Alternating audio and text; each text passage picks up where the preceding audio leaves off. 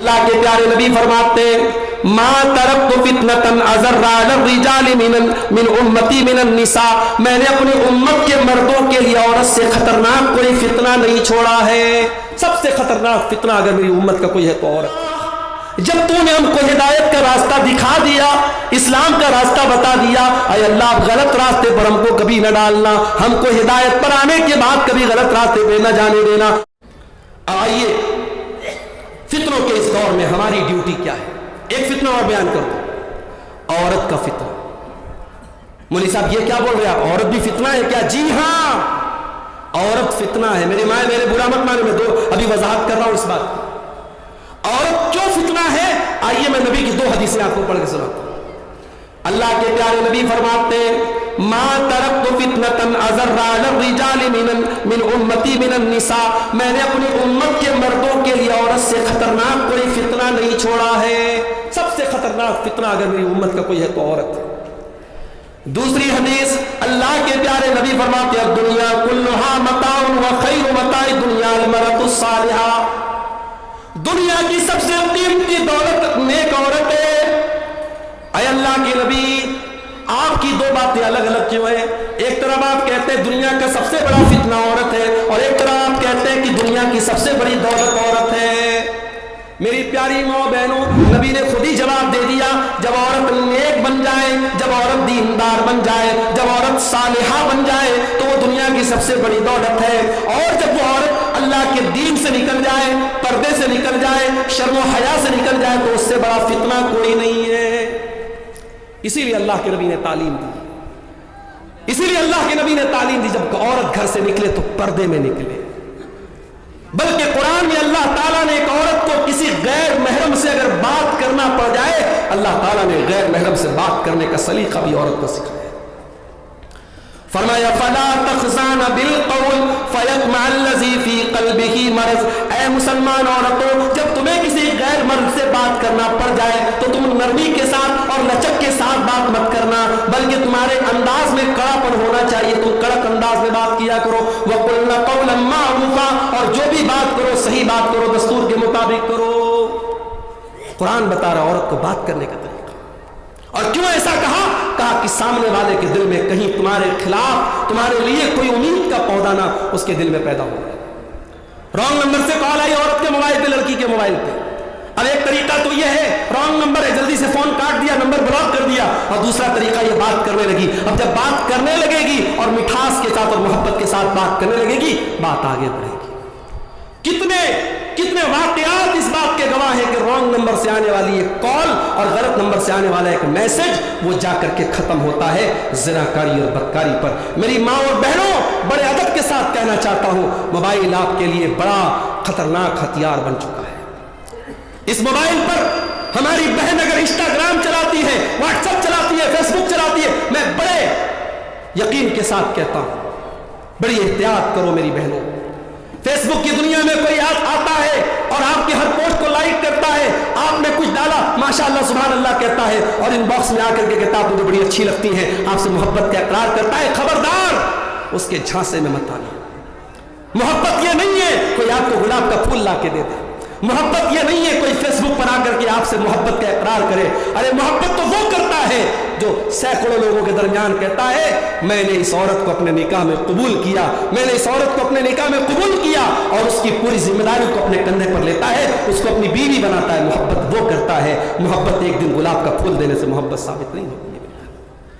خبردار یہ ناجائز محبت تمہاری آبرو اور تمہاری شرمگاہ اور تمہاری عزت کو خطرے میں ڈال دے گی۔ خبردار سوشل میڈیا کا استعمال بہت احتیاط کے ساتھ کرو میرے بھائیوں۔ اس دور کا بہت بڑا فتنہ یہ عورت کا فتنہ ہے، اور جس میں عالم جاہل نیک برا کوئی بھی پھنس سکتا ہے۔ اسی لیے اللہ کے نبی نے فرمایا جب کوئی مرد جب کسی عورت کے ساتھ اکیلے میں ملتا ہے تو تیسرا وہاں شیطان ہوتا ہے، چاہے وہ مرد اپنے دور کا بہت بڑا عالم ہو، وہ عورت بہت نیک عورت ہو، اگر تیسرا وہاں دو مرد اور عورت اکیلے میں ہے تو تیسرا وہاں شیطان ہے۔ اب اس فتنے کے دور میں ہم کیا کریں، یہ ہمارے ٹاپک کا آخری پہلو ہے، اس کو ہم بیان کر کے بعد ختم کریں گے۔ فتنوں کے اس دور میں پہلا کام، فتنوں کی جانکاری حاصل کرو، علم حاصل کرو، علماء سے ملو، تقریروں میں جاؤ، جلسوں میں جاؤ، مجھے بہت سے لوگ ملے مڈروں میں، بغیا میں اور راستے میں، جہاں جہاں، مولوی صاحب ہم لوگ کل آئیں گے، دوسرے دن آئیں گے. یہ 2 دن کے جلسے میں پہلے دن کی کوئی ویلو ہی نہیں ہے. اگر 2 دن کے جلسے میں پہلے دن کی ویلو نہیں ہے تو پھر جلسہ 1 دن کرو بھائی. لوگ بتاتے ہیں صاحب مولوی صاحب پہلے دن لوگ کم آتے ہیں، دوسرے دن زیادہ آتے ہیں. یہ ماحول نہیں ہونا چاہیے. جلسہ اگر 2 دن کا ہے، 2 دن آپ جائیں، یا 2 دن آپ مت کرائیے اگر اس کو برداشت نہیں کر سکتے. ان جلسوں اور تقریروں کو ہندوستان کے چنندہ علماء آپ کے بیچ میں آتے ہیں، اور یہ جلسے والے بڑی محنت کر کے، بڑی منت سماجت کر کے ان کا ٹائم لیتے ہیں. آپ قدر کریں. آپ کبھی غور کریں، ان دیہات کے علاقوں میں، ان پہاڑوں کے بیچ میں ہندوستان کے کونے کونے سے علماء، معراج ربانی صاحب ممبئی اور بنگلور سے چلے آ رہے ہیں، اور کوئی ممبئی سے آ رہا ہے، کوئی بنارس سے آ رہا ہے، کوئی جھارکھنڈ سے آ رہا ہے، کوئی یوپی کے سدھارتھ نگر سے آ رہا ہے، کوئی اٹاوا سے آ رہا ہے. یہ علماء آپ کے چنندہ علماء آپ کے دھرتی پر آتے ہیں. یہ آپ کے لیے بڑی خوشی کی بات ہے میرے بھائی. آپ علماء سے اپنا تعلق مضبوط کریں، علم حاصل کریں. حضرت حذیفہ رضی اللہ تعالیٰ اللہ کے نبی کے صحابی ہیں. وہ کہتے ہیں دوسرے صحابہ اللہ کے نبی سے اچھی باتیں پوچھتے تھے، مگر میں پوچھتا تھا اے اللہ کے نبی آپ کے بعد برا کیا ہوگا، شر کیا ہوگا، برائی کیا ہوگی. میں اس لیے پوچھتا تھا تاکہ میں برائی سے بچ جاؤں. تو میرے بھائی فتنوں کی جانکاری حاصل کریں. اور جب فتنوں کا دور آ گیا ہے تو ایک بات اور کان کھول کر کے سن لو. فتنوں کے اس دور میں آپ کے گاؤں والے کیا کر رہے ہیں اس کی چنتا نہ کرو. پورے برہیٹ میں کیا ہو رہا ہے، پورے پواری جوڑ میں کیا ہو رہا ہے، پورے تتریا بغیا میں کیا ہو رہا ہے، اس کی چنتا نہ کرو. پہلے اپنے آپ اور اپنے پریوار کو سنبھالنے کی کوشش کرو. فتنوں کے دور میں اللہ کے نبی سے پوچھا گیا اے اللہ کے نبی جب فتنوں کا دور آ جائے گا تو ہم کیا کریں گے. آپ نے فرمایا تاخذون ما تعرفون وتنکرون وتذرون ما تنکرون. اے میری امت کے لوگوں، جب فتنوں کا دور آ جائے تو شریعت کی جو باتیں تم کو معلوم ہے ان پر عمل کرنا، جو معلوم نہیں ہے ان سے اپنے آپ کو بچا کے رکھنا. وتقبلون علی امر خاصتکم، اور اپنے پریوار پر توجہ دینا، اپنی فیملی کو ان فتنوں سے بچا کر کے رکھنا. آج ہمارا مسئلہ یہ ہے، ہمیں گاؤں بھر کی فکر ہے، پورے محلے کی فکر ہے، ہمیں اپنے پریوار کی فکر نہیں. ہماری بیٹی کہاں جا رہی، ہمارا بیٹا کہاں جا رہا ہے اس کی فکر نہیں، پورے گاؤں کی ہمیں فکر ہے. میرے بھائی اپنے پریوار پر توجہ دو. ہر انسان اپنے پریوار سے بڑی محبت کرتا ہے، اپنے بچوں سے ہم بڑا پیار کرتے ہیں. بچوں کو ذرا سی چوٹ پہنچ جائے ماں باپ بلکنے لگتے ہیں. ابھی بنارس کے ہمارے ایک دوست تھے، ابھی 1 ہفتہ پہلے کا واقعہ ہے. ان کا 1.5 سال کا بچہ، 18 مہینے کا بچہ، مکان کی چھت ڈھلائی ہو رہی تھی، سلیب ابھی نیا نیا سلیب بنا تھا، چھوٹا بچہ تھا، کھیلتے کھیلتے چھت پر پہنچا. چھت پر منڈیر نہیں تھی، چھت پر کوئی باؤنڈری نہیں تھی، چھت سے نیچے گلی میں گر گیا. 1.5 سال کا 18 مہینے کا بچہ، بڑا معصوم بچہ، بڑا پیارا بچہ سیریس ہو گیا. بنارس کے بڑے ہاسپٹل میں لے کے جایا گیا. 24 گھنٹے بچہ چل نہیں پایا، انتقال ہو گیا. میرے بھائی میں اس وقت اتفاق سے باہر گیا ہوا تھا، مجھے خبر لگی، میں نے جب اپنے دوست کو فون کیا، وہ صرف رو رہا ہے، اس کی آنکھوں سے آنسو بہ رہے، کہہ رہے مولانا میرے بچے کی خطا کیا ہے، میرا بچہ کیوں چلا گیا. میں نے صبر کی تلقین کی، میں نے کہا اللہ آپ کو اس کا اجر دے گا، آپ صبر سے کام لیجیے. بڑی محبت کرتے اپنے پریوار سے میرے بھائی. کتنے لوگ ہیں اسی جھارکھنڈ کے، اسی آپ کے علاقے کے، دلی میں جا کے کام کرتے، کلکتہ میں کام کرتے، ممبئی میں کام کرتے. کیوں؟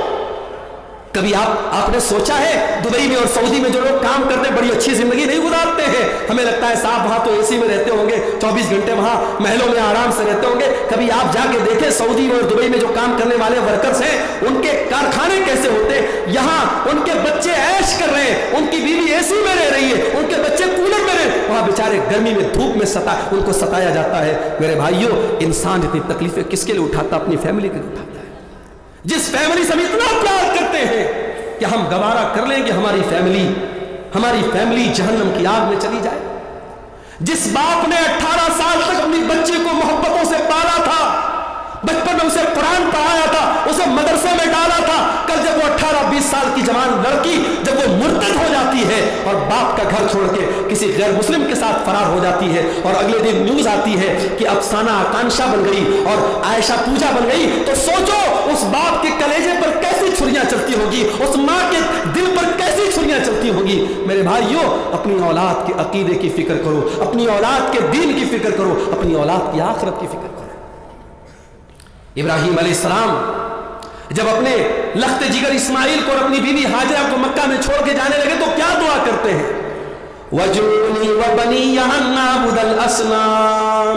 اے اللہ میری اولاد کو تو کبھی بت پرستی میں نہ پڑھنے دینا, کبھی شرک میں نہ پڑھنے دینا. اے اللہ میری اولاد کو ہمیشہ تو شرک سے بچانا, بت پرستی سے بچانا. اگر ابراہیم علیہ السلام جیسے پیغمبر کو اپنی اولاد کے عقیدے کی فکر ہے میرے بھائیوں, ہمیں اور آپ کو بھی اپنے بچوں کے عقیدے کی فکر ہونا چاہیے. اسی لیے میں کہتا ہوں کہیں اگر مکان بناؤ, کہیں فلیٹ خریدو تو دیکھ لو آس پاس کا ماحول کیسا ہے.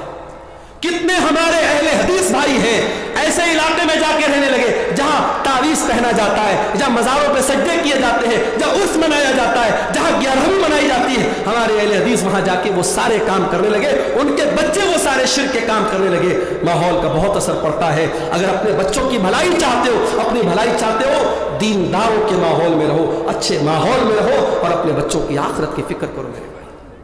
اور آخری چیز, یہ فتنوں کا دور ہے میرے بھائی, اور ہم جانتے ہیں ان فتنوں سے اگر کوئی بچا سکتا ہے تو اللہ کی ذات بچا سکتی ہے. اس لیے دعا کیا کرو اللہ سے کہ اے اللہ تو ہمیں فتنوں سے بچانا. ہمیں اس وقت بہت طریقے کے فتنے چل رہے ہیں, ہمارے نوجوانوں کو بہکایا جا رہا ہے, ہماری بیٹیوں کو غلط راستے پہ ڈالا جا رہا ہے. اے اللہ ہماری اولاد کی حفاظت کرنا. میں 2-3 دعائیں آپ کو سکھا دیتا ہوں, اس کو یاد کرو. ایک دعا قرآن کے 19ویں پارے میں ہے, یہ دعا پڑھا کرو. اس میں بال بچوں کے لیے بڑا پیارا سوال اللہ سے کیا گیا ہے.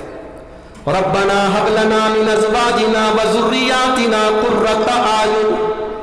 اے اللہ ہمارے بیوی بچوں کو ہماری آنکھوں کی ٹھنڈک بنا دے. واجعلنا للمتقین اماما, اور اے اللہ ہمیں متقیوں کا امام بنا دے. ایک دعا تو یہ یاد کر. ایک دعا اللہ نے سورہ آل عمران میں سکھائی, ربنا لا تزغ قلوبنا بعد اذ هديتنا وهب لنا من لدنك رحمة انك انت الوهاب. اے اللہ جب تو نے ہم کو ہدایت کا راستہ دکھا دیا, اسلام کا راستہ بتا دیا, اے اللہ غلط راستے پر ہم کو کبھی نہ ڈالنا, ہم کو ہدایت پر آنے کے بعد کبھی غلط راستے پہ نہ جانے دینا, ہم کو ہمیشہ بچانا. یہ 2 دعا پڑھا کرو, یہ قرآن کی دعا ہے. اور تیسری دعا میں جو سکھا رہا ہوں آپ کو, یہ اللہ کے نبی نے حدیث میں ہم کو بتایا ہے. اللہم ثبت قلبی علی دینک. اے اللہ تو دلوں کا مالک ہے, اے اللہ میرے دل کو اپنے دین کے اوپر ثابت قدم کر دے, میرے دل کو اپنے دین پر جما دے. اللہم انی اعوذ بک من الحور بعد القور. اے اللہ اسلام پر آ جانے کے بعد اب میں غلط راستے پہ نہ چلا جاؤں تو مجھے میری حفاظت فرمانا, مجھے غلط راستے پر جانے سے مجھے بچانا.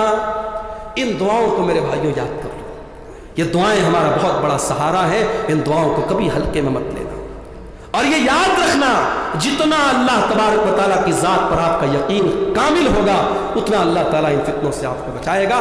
میرے پیارے بھائیوں, اللہ سے دعا کیجئے رب العالمین ہم کو ہر قسم کے فتنوں سے محفوظ رکھے. پروردگار ہمارے بیوی بچوں کو ان تمام فتنوں سے جن کا میں نے ذکر کیا, چاہے وہ مال کا فتنہ ہو, چاہے وہ شہوتوں کا فتنہ ہو, چاہے وہ اقتدار کا فتنہ ہو, اللہ ہمارے پریوار کی حفاظت فرمائے. اللہ آج کے اس پروگرام میں جو بھائی بہن ہمارے آئے ہیں, اللہ تعالیٰ سب کو کہنے سننے سے زیادہ عمل کرنے کی توفیق عطا فرمائے. کل کا دن بھی انشاءاللہ بڑا اہم ہے اور ہماری جماعت کے بڑے علماء کل بھی موجود رہیں گے. آپ حضرات کل بھی پروگرام میں ضرور شرکت کریں. اللہ تعالیٰ ہمارے ان دونوں دنوں کی حاضری کو قبول فرمائے. اللہ تعالیٰ ہمیں دنیا اور آخرت کی کامیابی نوازے. آمین. ربنا تقبل منا انك انت السميع العليم وتب علينا انك انت التواب الرحيم. وصلى الله تعالى على نبينا محمد وعلى اله وصحبه اجمعين.